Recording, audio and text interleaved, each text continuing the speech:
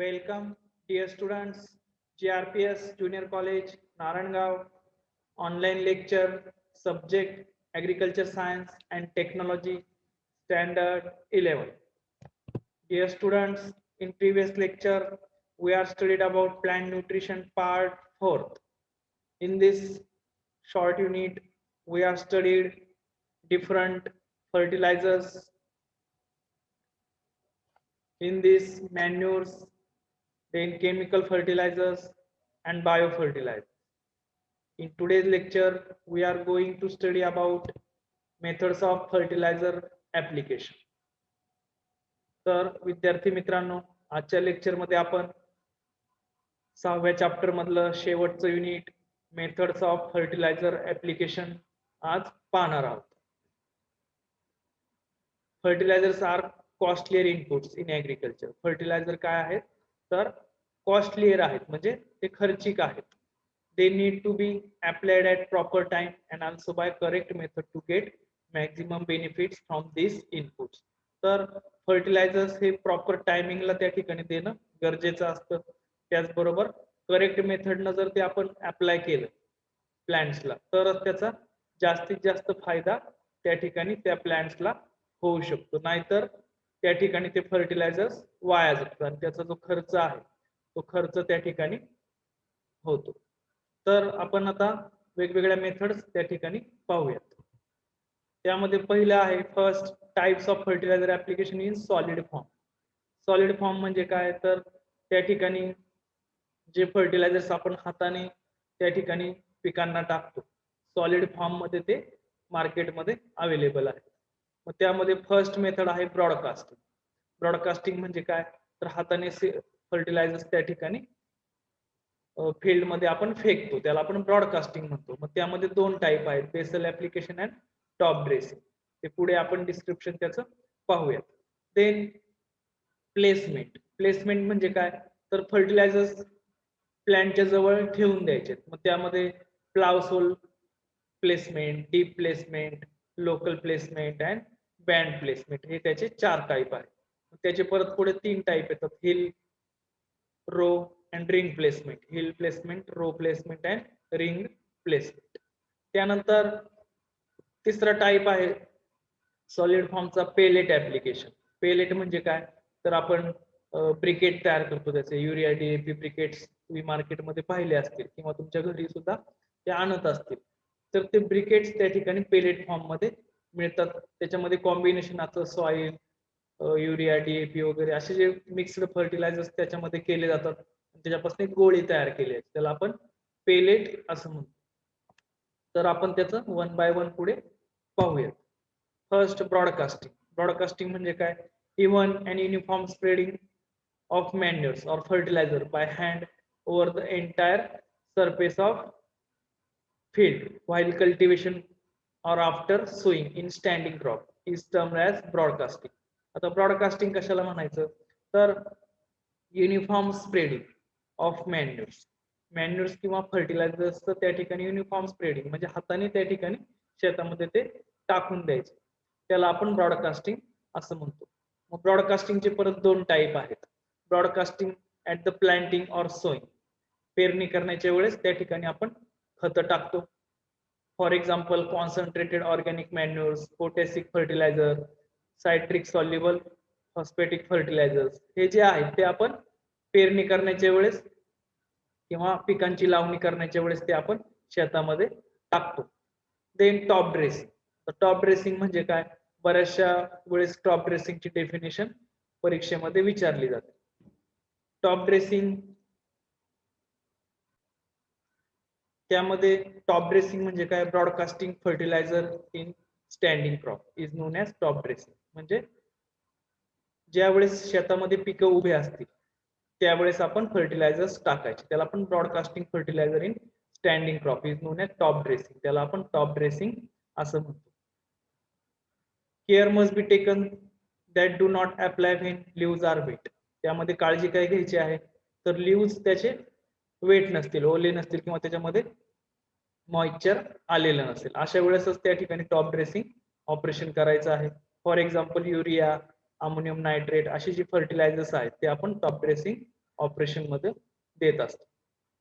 Then disadvantages of broadcasting. ब्रॉडकास्टिंगचे जे disadvantages आहेत त्याचे काही तोटे आहेत ते आपण पाहूयात. Nutrient cannot be full utilized by plant root as they move laterally over long distance. तर न्यूट्रिएंट त्याच्यामध्ये फुल्ली युटिलाइज्ड होत नाहीत, कारण ब्रॉडकास्टिंग मध्ये फर्टिलायझर्स कुठेही पडतात, रूट्सला ते रिचेबल नसतात, त्यामुळे त्या ठिकाणी फुल्ली युटिलायझेशन त्या ठिकाणी होत नाही. Then the weed growth is stimulated all over the field.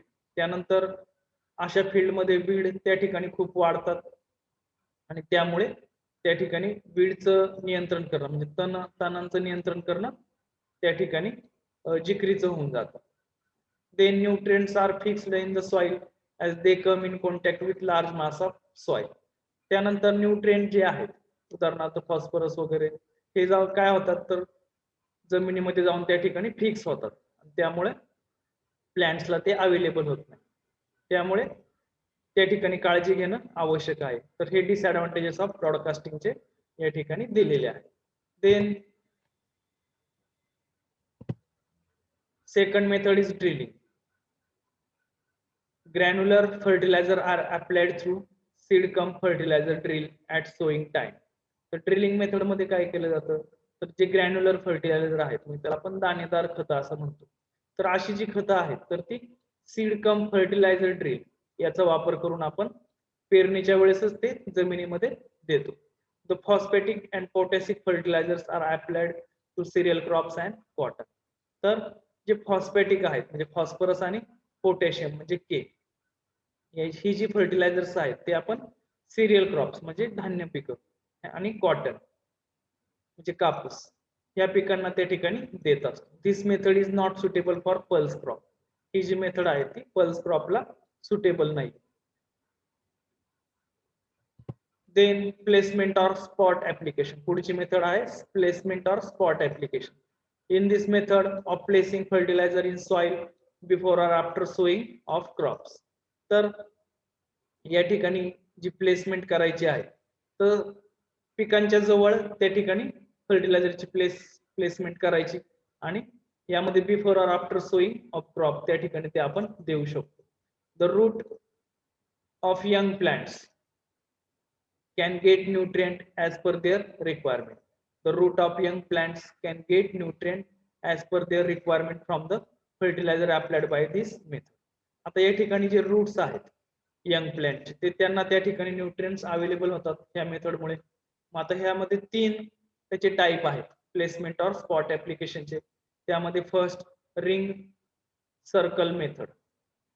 आता यामध्ये काय करतात fertilizer application can be done by making circle or ring around the plant trunk with sickle, खुरपी and covering it with soil by hand. आता या ring method मध्ये काय करतात तर फर्टिलायझर्स त्या ठिकाणी सर्कल मध्ये प्लांटच्या बाजूला त्या ठिकाणी दिले जातात आणि नंतर ते गाडून टाकले जातात. सुरुवातीला खुरप्याच्या सहाय्याने त्या ठिकाणी सर्कल करायचं आहे प्लांटच्या भोवती आणि त्या ठिकाणी फर्टिलायझर अप्लाय केल्यानंतर ती माती त्या ठिकाणी हाताने गाडून टाकायचे, त्याला आपण ring circle method of fertilizer application असं म्हणतो. Then band method. Fertilizer is placed in band or hills near the plants 3 to 5 centimetre away and cover with soil. त्यानंतर बँड मेथड मध्ये काय केलं जातं fertilizer is placed in bands or hills near the plant and cover with soil. Band method मध्ये या ठिकाणी fertilisers जे apply करायचे आहेत ते यामध्ये हिल्स त्या ठिकाणी प्लांटच्या जवळ असेल तर त्या ठिकाणी 3 ते 5 सेंटीमीटर बाजूला फर्टिलायझर टाकायचे आहेत आणि ती जागा त्या ठिकाणी मातीनं कव्हर करायची आहे, त्याला आपण band method of fertilizer application असं म्हणतो. Then row placement. The fertilizer are placed on one or both sides of the row by hand. तर रो प्लेसमेंट मध्ये हाताने त्या ठिकाणी फर्टिलायझर्स टाकायचे आहे. प्लांटच्या बाजूला जो रो त्या ठिकाणी अवेलेबल आहे त्या रो मध्ये फर्टिलायझर्स टाकायचे आहे. फॉर एक्झाम्पल पोटॅटो आणि शुगर केन यामध्ये आपण अशा पद्धतीने या ठिकाणी रो प्लेसमेंट फर्टिलायझरची देत असते. Then pellet application. It refers to the placement of nitrogenous fertilizer in the form of pellet 2.5 to 5 centimeter deep between the rows of the paddy crop. आता पॅडी क्रॉप मध्ये आपण अशा पद्धतीने हे प्लेसमेंट पेलेट ऍप्लिकेशन ची करत असतो. Paddy म्हणजे भात शेती. तर भातामध्ये या ठिकाणी आपण युरिया डीएपी ब्रिकेट्स त्या ठिकाणी त्याच्या गोळ्या असतात, त्या गोळ्या आपण त्या ठिकाणी खोसतो 2.5 ते 5 सेंटीमीटर खोलीवर. The fertilizer mixed with the soil in the ratio of 1:10 and small pellets of convenient size are made to deposit. तर यामध्ये जे पेलेट्स तयार केले जातात त्यामध्ये 1:10 रेशो त्याच्यामध्ये असतो. फर्टिलायझर अँड सॉइल यांचा 1:10 रेशो त्या ठिकाणी केला जातो आणि त्या गोळ्या त्या ठिकाणी जमिनीमध्ये खोसल्या जातात. त्याला आपण पेलेट ऍप्लिकेशन असं म्हणतो. Then second method application of fertilizer in liquid form. Liquid form मध्ये त्या ठिकाणी फर्टिलायझरचं ऍप्लिकेशन करतात. त्याचे परत त्या ठिकाणी 5 टाइप आहेत. First, starter solution. Starter solution is prepared by mixing NPK fertilizer in the ratio of 1:2:1 1:1:2 ratio. त्याला आपण स्टार्टर सोल्युशन म्हणतो. मग त्यामध्ये आता आपण 19-19-19 0:52-34 असे जे रेशो केलेले आहेत ते स्टार्टर सोल्युशन त्या ठिकाणी बनवलेले आहेत. मग ते डायरेक्ट त्याचं स्प्रेइंग त्या ठिकाणी केलं जातं स्टार्टर सोल्युशनचं आणि पिकांच्या वाढीसाठी त्या ठिकाणी ते स्टार्ट घेण्यासाठी ते उपयोगी पडतात. Then foliar application. This method of spraying leaves of growing plants with suitable fertilizer solution having low concentration. तर लो कॉन्सन्ट्रेशनचे फर्टिलायझर सोल्युशन तयार केले जातात आणि त्याचं डायरेक्ट ऍप्लिकेशन पानांवरती पिकांच्या केलं जातं. त्याला आपण फॉलियर ऍप्लिकेशन असं म्हणतो. Then direct application to the soil. काही काही वेळेस सॉइल मध्ये सुद्धा फर्टिलायझरचं लिक्विड फॉर्म मध्ये ऍप्लिकेशन केलं जातं. त्यामध्ये liquid fertilizers are directly applied to the soil with special injection equipment. त्यामध्ये स्पेशल इंजेक्शन इक्विपमेंट्स त्या ठिकाणी दिले जातात. त्यामध्ये for example anhydrous ammonia. Anhydrous ammonia हा डायरेक्टली स्पेशल इक्विपमेंटचा वापर करून जमिनीमध्ये त्या ठिकाणी दिला जातो. Then application through irrigation water. त्यामध्ये fertilizer it refers to the application of water soluble fertilizers through irrigation water. Generally nitrogenous fertilizers are applied through irrigation. तर त्यामध्ये जे फर्टिलायझरचं ऍप्लिकेशन आहे ते वॉटर सॉल्युबल फर्टिलायझर म्हणजे पाण्यात विरघळणारी जी खतं आहेत ती त्या ठिकाणी पाण्यामध्ये मिक्स करून त्या ठिकाणी इरिगेशन बरोबर दिली जातात. त्याला आपण फर्टिगेशन असं म्हणतो. Then aerial application. It in areas where ground application is not practicable, the fertilizer solution are applied by aircraft, particularly in hilly areas, in forest land, in grassland or in sugarcane field. आता aerial application system जी आहे तर ती कुठं वापरली जाते तर ज्या ठिकाणी फवारणी करणं शक्य नाही किंवा हिल्ली एरिया आहे, डोंगराळ भाग आहे, अशा ठिकाणी मानवाला जाणं शक्य नाहीये फवारणी करण्यासाठी. मग त्या ठिकाणी एअरक्राफ्टच्या मार्फत म्हणजे विमानांच्या मार्फत त्या ठिकाणी फवारणी केली जाते. मग हिल्ली एरिया असेल, फॉरेस्ट लँड असेल जंगलांमध्ये किंवा मोठी ग्रासलँड किंवा शुगरकेन फील्ड असेल अशा ठिकाणी आपण एरियल ऍप्लिकेशन करू शकतो. तर लिक्विड फॉर्म मध्ये जे फर्टिलायझर्स आहेत त्यामध्ये जे 5 टाइप तुम्हाला सांगितले त्यामध्ये starter solution, foliar application, direct application to the soil, application through irrigation water, fertigation, then aerial application, अशा पद्धतीने हे 5 या ठिकाणी टाइप दिलेले आहेत. Then application of bio fertilizers. तिसरा जो पॉइंट आहे आपला फर्टिलायझर ऍप्लिकेशनचा बायो फर्टिलायझर्स कशा पद्धतीने दिले जातात. त्यामध्ये त्याचे 3 टाइप आहेत. First, seed inoculation method. त्यामध्ये सीडला या ठिकाणी बायो फर्टिलायझरची ट्रीटमेंट दिली जाते.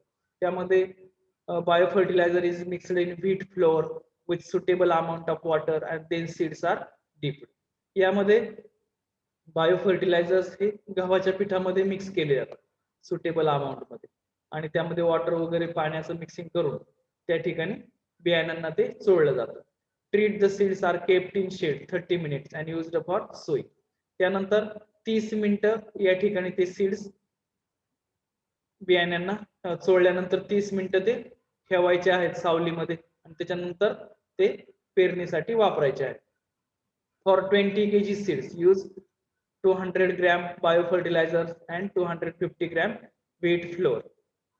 तर यामध्ये 20 kg सीड्स बियाण्यांना 20 kg सीड्सला त्या ठिकाणी 200 ग्रॅम बायोफर्टिलायझर्स वापरायचे आणि 250 ग्रॅम व्हीट फ्लोअर त्या ठिकाणी वापरायचं आणि त्यांचं मिक्सचर करून त्या ठिकाणी सीडला ट्रीटमेंट करायचे आणि अर्धा तास ते ठेवल्यानंतर त्याचं पेरणीसाठी किंवा लावणीसाठी त्याचा वापर करायचा आहे. त्याला आपण सीड इनॉक्युलेशन मेथड असं म्हणतो. देन रूट इनॉक्युलेशन मेथड, बायोफर्टिलायझरची root inoculation method. Biofertilizer mixed in water and roots or clean seedlings are dipped in solution for 120 minutes before transplanting. त्यामध्ये biofertilizers mixed in water and roots of clean seedlings are dipped in solution for 120 minutes before transplanting. तर पाण्याचं mixture त्या ठिकाणी बायोफर्टिलायझर्स करायचे. 200 gram biofertiliser 5 ते 6 litre पाण्यामध्ये mix करायचं आहे आणि त्याच्यानंतर जे सीडलिंगचे रूट्स आहेत ते रूट्स त्याच्यामध्ये मिक्स केल्यानंतर ते जे सीडलिंग्स आहेत ते त्याच्यानंतर प्लॅन्टिंगसाठी वापरायचे आहेत. 120 मिनिटं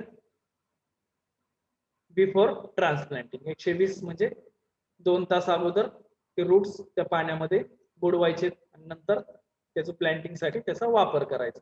then soil application. Biofertilizer mixed with compost and soil mixture and then sprayed in field. Biofertilizers हे काय करायचे आहेत, कंपोस्ट बरोबर मिक्स करायचे आहेत, soil mixture and then spread in field. जे कंपोस्ट किंवा FYM वगैरे जे आहे त्याच्यामध्ये बायोफर्टिलायझर आपण मिक्स करायचे आहे आणि मिक्स केल्यानंतर ते आपल्या मेन फील्ड मध्ये आपण ते फर्टिलायझर्स टाकायचे आहे. त्याला आपण सॉइल ऍप्लिकेशन ऑफ बायोफर्टिलायझर्स असं म्हणतो. Use 5 kg biofertilizer for 1 hectare field आणि 5 किलो बायोफर्टिलायझर आपण 1 हेक्टर फील्ड साठी वापरायचे आहेत. Mix it with 25 kg compost किंवा 50 kg सॉइल बिफोर स्प्रेड. तर यामध्ये 25 किलो कंपोस्ट त्यामध्ये वापरायचं आहे किंवा 50 किलो सॉइल यांचं मिक्सचर करून बायोफर्टिलायझर्स आपण शेतामध्ये त्या ठिकाणी टाकू शकतो. तर बायोफर्टिलायझर्स या ठिकाणी 3 मेथड आहेत. त्यामध्ये आपण seed inoculation method, root inoculation method and soil application method ह्या 3 मेथड या ठिकाणी पाहिल्या. Then precaution adopted in using biofertilizers. त्यामध्ये आता काय प्रिकॉशन घ्यायचे आहेत बायोफर्टिलायझर्स आपल्याला अप्लाय करताना. त्यामध्ये first, no other fertilizers or insecticide fungicide should be mixed with seed that are treated with biofertilizer. जर सीडचं बायोफर्टिलायझरची ट्रीटमेंट आपण केली असेल तर त्याच्यानंतर कुठलीही केमिकलची ट्रीटमेंट वगैरे आपण करायची नाही. The seed treated with treatment if required should be done at least 24 hours before mixing the seeds with biofertilizer. आणि जर आपल्याला काही केमिकलची ट्रीटमेंट करायची असेल तर ती अगोदर 24 तास त्या ठिकाणी करायची आहे आणि त्याच्यानंतर मग बायोफर्टिलायझरची ट्रीटमेंट त्या सीड्सला करायची आहे. Then organic manure should not be kept in damp place and in sun, bright sun. Organic manures जे आहेत should not be kept in damp place. त्यामध्ये जे बायोफर्टिलायझरची ट्रीटमेंट आपण केलेली आहे किंवा करणार आहे त्याच्यानंतर सूर्यप्रकाशामध्ये ते सीड्स ठेवायचे नाहीत किंवा ते फर्टिलायझर्स ठेवायचे नाहीत किंवा डम्प प्लेस. डम्प प्लेस म्हणजे की ज्या ठिकाणी कचरा वगैरे आपण ठेवतो किंवा दुर्लक्षित अशी जागा आहे अशा ठिकाणी ते बायोफर्टिलायझर्स ठेवायचे नाही. Then the biofertilizer should be used before expiry date. आणि एक्सपायरी डेटच्या अगोदर त्या ठिकाणी बायोफर्टिलायझरचा वापर करायचा आहे. तर हे झाले precautions of using biofertilizers. Then benefits of biofertilizers. बायोफर्टिलायझर्सचे काही फायदे आहेत. त्यामध्ये first, it increase the yield of crop by supplying nitrogen in soil.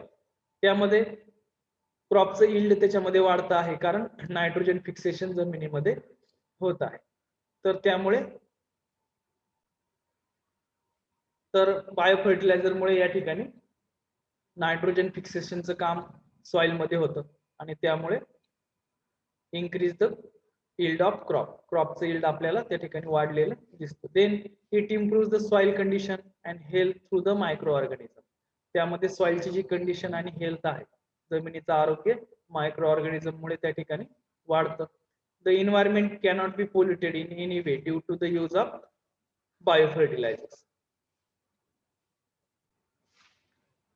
त्यामध्ये एन्व्हायरमेंटचं जे पोल्युशन आहे ते त्या ठिकाणी बायो फर्टिलायझर मुळे कमी झालेलं आहे. Then biofertilizer are considered eco friendly. Bio फर्टिलायझरला त्या ठिकाणी इको फ्रेंडली असं म्हटलेलं आहे, म्हणजे एन्व्हायरमेंटला कुठलीही हानी बायो फर्टिलायझर मुळे पोहोचत नाही. Biofertilizer saves the crop primarily from seed, soil and waterborne diseases. Bio fertiliser मुळे काय होतं तर सीड, सॉइल अँड वॉटरबॉर्न जे डिसीज आहेत, म्हणजे जे रोग बियाण्यांपासून येतात, मातीमधून येतात किंवा पाण्यामधून येतात, त्या रोगांना त्या ठिकाणी आळा बसण्याचं काम बायो फर्टिलायझर मुळे होतं. Then it helps in turning the fixed phosphorus to soluble form and increase the yield of crop up to 10 to 30%. आता बायो फर्टिलायझर मुळे काय होतंय तर या ठिकाणी जो जमिनीमध्ये फॉस्फरस फिक्स झालेला आहे तर तो पीएसबी, फॉस्फेट सॉल्युबलायझिंग बॅक्टेरियांचा वापर केल्यामुळे तो सॉल्युबल फॉर्म मध्ये येतो आणि तो प्लांट्सला अवेलेबल होतो आणि त्यामुळे 10 ते 30% yield त्या पिकांमध्ये वाढलेला आहे. Then it increase the rate of decomposition in composting process.